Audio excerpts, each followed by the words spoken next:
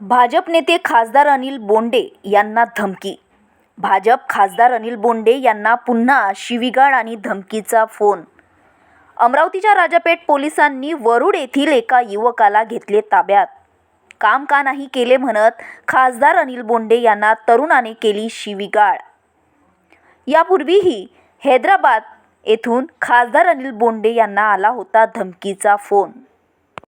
काल सकाळच्या सुमारास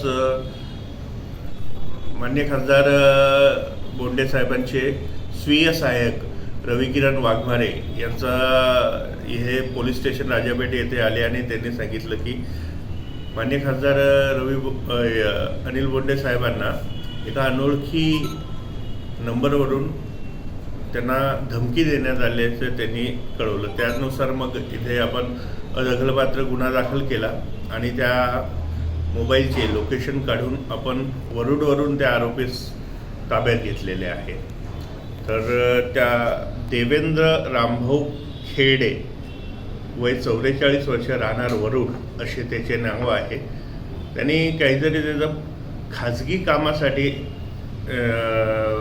खासदार बोंडे साहेबांना फोन केला होता आणि त्यावर ते काही काम झालं नसेल म्हणून त्याने ते धमकी दिली होती आणि त्याच्यासाठी त्याला आपण ताब्यात घेतलेलं आहे। त्याच्यावर योग्य ती कायदेशीर कारवाई करण्यात येईल। यापूर्वी देखील बोंडे साहेबांना हैदराबादवरून फोन आला होता, त्या संदर्भात काही लोकेशन ट्रेस झाला का?